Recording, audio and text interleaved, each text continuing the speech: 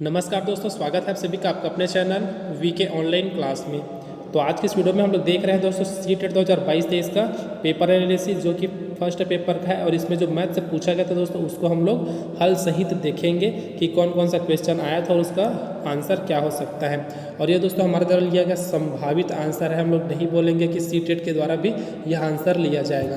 तो देखते हैं दोस्तों क्या है। जो एक प्रश्न आया था वो है एक ही बिंदु से कितनी रेखाएं खींची जा सकती हैं। तो याद रखिएगा दोस्तों, एक जो बिंदु होता है ना उसमें से आपको ऑप्शन दिया था 1, 2, 3 या फिर असंख्य या फिर अनंत या फिर अनगिनत हो सकता है। तो इसका जो आंसर हो जाएगा दोस्तों वो हो जाएगा कि एक बिंदु से असंख्य या फिर अनंत रेखाएं खींची जा सकती है। इसको याद रखिएगा। अगला प्रश्न आया था दोस्तों 10,647 में किसका स्थानीय मान सबसे अधिक होगा। तो किस अंक का स्थानीय मान सबसे अधिक होगा दोस्तों ये पूछा गया है। यहाँ पर देखें तो टोटल 5 अंक यूज किया गया है इस संख्या को बनाने के लिए, जिसमें आपको दिख रहा है 10,647 में 10647। तो स्थानीय मान का मतलब होता है दोस्तों उस स्थान पर उस अंक का मान कितना है। ये जैसे हम लोग को अगर देखें तो 4 का यहाँ पास क्या है, 4 का जो स्थानीय मान है 40 है, 6 का स्थानीय मान 600 है, 0 का तो नहीं है दोस्तों, 7 का जो स्थानीय मान 7 है और 1 का जो स्थानीय मान है वो क्या है दोस्तों, तो 10,000 है। ठीक है। अब स्थानीय मान का मतलब क्या होता है कि जहाँ पर वो नंबर रहता है उसको रहने दीजिए, उसके बाद जितना पीछे में संख्या सबको 0 कर दीजिए, आपका स्थानीय मान निकल जाता है। तो इसमें क्या है दोस्तों, सबसे अधिक किसका मान होगा, तो 1 का मान होगा दोस्तों सबसे अधिक, क्योंकि यहाँ पास आपको 1 का स्थानीय मान कितना दिखा रहे हैं, यहाँ पास 10,000 दिखा रहा है, बाकी 1 का 40 है, दूसरे का 600 है, तीसरे का 7 है। तो इसका जो आंसर है वो क्या हो जाएगा दोस्तों, 1 हो जाएगा। अगर ऑप्शन में 1 दिया है तो अदरवाइज से 10,000 तो आपको दिख ही रहा है। तो ऑप्शन में ऐसे आ सकता है 1, 6, 7 और 4। तो इसका जो आंसर हो जाएगा वो क्या हो जाएगा, 1 का स्थानीय मान सबसे अधिक है। अगला प्रश्न है दोस्तों, ये आपको दिया है 2 सही 2/3 के रूप में।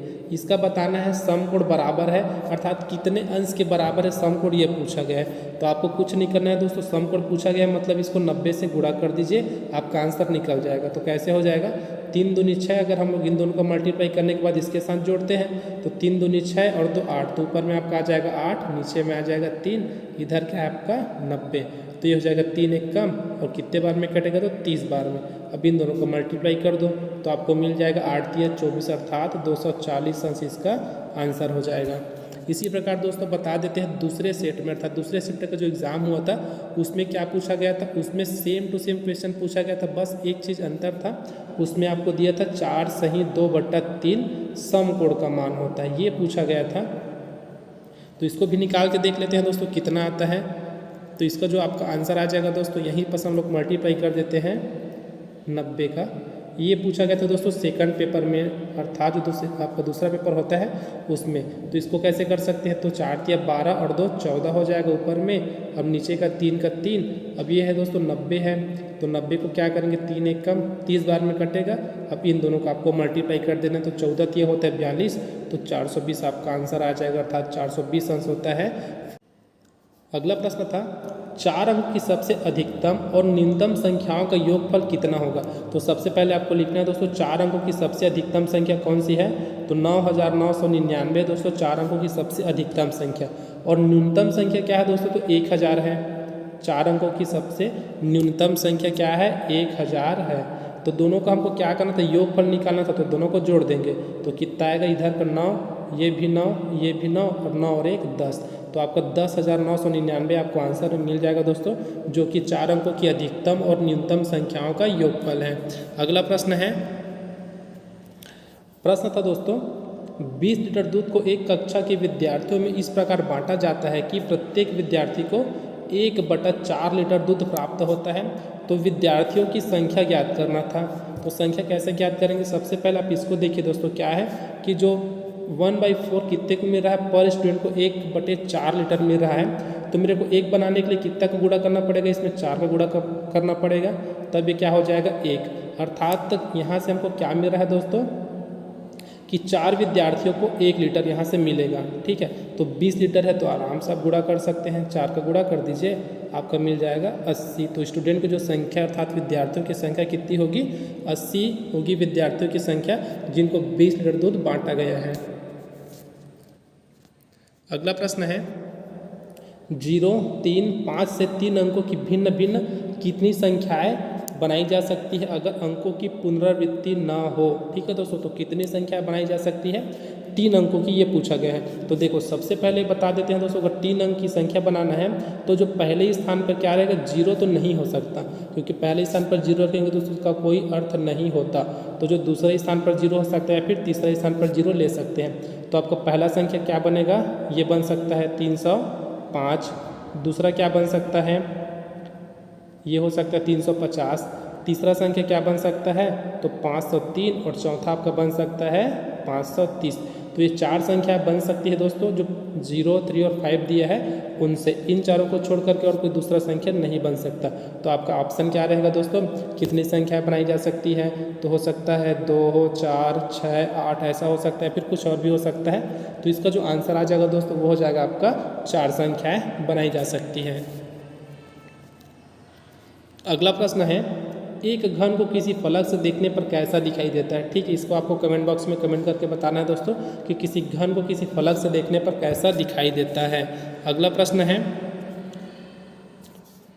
4 एक समान वर्गों का क्षेत्रफल 256 है, जिसको मिलाकर एक आयत बनाया गया है। ठीक है दोस्तों, तो क्या किया गया है, देखो ये होता है हमारे पास आयत, और वर्ग में क्या होता है दोस्तों, तो 4 बराबर बॉक्स यहाँ पास लगा दिया गया है, बोला गया है। इसको समझिएगा दोस्तों, थोड़ा ऊपर नीचे हो गया। तो ये हमारे पास 4 क्या बोला गया है, 4 एक समान वर्ग है। अब इनका जो क्षेत्रफल निकाला गया है वो कितना निकाला गया है, 256 निकाला गया है। तो बताना है कि एक वर्ग का परिमाप कितना होगा, ये पूछा था हमसे, अर्थात इतने का परिमाप हमको बताना था। तो इसके लिए क्या होता है दोस्तों, सबसे पहले आपको क्या निकालना पड़ेगा, यह इसका जो भुजा रहता है उसको निकालना पड़ेगा। जैसे यहाँ पास देखते हैं, ये हो गया हमारे पास एक वर्ग, तो ये अगर एक भुजा है तो चारों भुजा इसके समान होते हैं। ठीक है, तो 4 समान वर्गों का क्षेत्रफल मतलब 4 है, तो ये हो जाता है आपका 4 समान वर्गों का क्षेत्रफल हो गया। ये कितना है, 256 दिया है। तो अगर हम लोग यहाँ ए का मान निकाले तो क्या करना पड़ेगा, 4 को इसके बटे में करना पड़ेगा सीधा। तो ये आपको मिल जाएगा ए स्क्वायर बराबर कितना मिलेगा, अगर हम लोग 256 को 4 से डिवाइड करें तो ये आपको मिलेगा कितना मिलेगा दोस्तों, तो हमको यहाँ से मिल जाएगा, अगर कटाते हैं तो 6 चौक 24 हो जाएगा और 4 चौक 16, तो 64 मिलेगा। तो ए का मान क्या हो जाएगा, यहाँ से 8 निकलेगा, मतलब यहाँ भी 8 है, यहाँ 8 है, यहाँ 8 है और यहाँ 8 है। और परिमाप का मतलब क्या होता है, परिमाप का मतलब होता है उसका बाउंड्री कितना है। तो यहाँ से यहाँ तक 8 है, फिर यहाँ से यहाँ तक 8 है, फिर यहाँ से यहाँ तक 8 है और फिर यहाँ से यहाँ तक 8, मतलब 4 बार 8 है, तो कितना हो जाएगा आपका 8 चौक 32। तो ये इसका आंसर क्या हो जाएगा दोस्तों, 32 इकाई हो जाएगा। अगला प्रश्न देखते हैं दोस्तों। प्रश्न था दोस्तों, प्रथम 10 प्राकृत संख्याओं का औसत माध्य कितना होगा, सम संख्या पूछा है। ठीक है दोस्तों, तो क्या करना है आपको, अगर आप लोग फार्मूला है शॉर्ट ट्रिक देखना चाहते हैं तो हमारे मैथ्स के प्लेलिस्ट में जा कर के देख सकते हैं। आपको बहुत से वहाँ से नंबर सिस्टम का आपको ट्रिक मिल जाएगा दोस्तों, और बहुत सारे क्वेश्चंस मिल जाएंगे जो कि आपके सीटेट के लिए अत्यंत उपयोगी है। तो यहाँ देखते हैं, अगर आप लोग चाहो तो बेसिक तरीके से बना सकते हो। करना क्या है, 10 संख्या बोला गया, तो यहाँ से आपको 2, 4, 6, 8, 10, तो ये ऐसे करते करते कहाँ तक दोस्तों, 20 तक, जो कि 10 संख्या आपका काउंट होता है, काउंट करके देखिएगा। तो इन सब को क्या करना है, जोड़ने के बाद आपको 10 से डिवाइड कर देना है, आपका आंसर मिल जाएगा। जैसे अगर इन सबको जोड़ेंगे तो कितना आता है दोस्तों, 110 आता है। डिवाइड करेंगे अगर 10 से तो कितने बार में कटेगा, 11 बार में कटेगा, और ये आपका आंसर हो जाएगा। तो ऑप्शन में क्या दिया था दोस्तों, 10, 11, 12, 13, तो आपका ऑप्शन कौन सा हो जाएगा, 11 वाला ऑप्शन आपका सही हो जाएगा। अर्थात प्रथम 10 सम प्राकृत संख्याओं का जो औसत है वो कितना है दोस्तों, औसत कितना हो जाएगा, तो 11 हो जाता है। अगला प्रश्न है दोस्तों, एक पैटर्न के रूप में आपको दिया गया था, देख सकते हैं पैटर्न क्या है। तो इस रूप में आपको प्रश्न दिया गया था। पहला दिया था दोस्तों 1 + 3 = 4, फिर दिया था 3 + 6 = 9, अगला है 6 + 10 = 16। तो यहाँ पर बताना था कि अगले पैटर्न में क्या इसका आंसर आएगा। तो क्या आ सकते हैं दोस्तों अगले में, सबसे पहले अगर हम लोग देखें तो 1 और 3 को जोड़े तो 4 हो जाएगा, 3 6 को जोड़े तो 9 हो गया, और 6 और 10 को जोड़े तो 16 हो गया। तो अगले में क्या है, जो सेकंड वाला है फर्स्ट में आ रहा है, यहाँ का सेकंड फर्स्ट में आएगा, तो यहाँ 10 वाला पहले में आएगा, तो लिख देते हैं 10।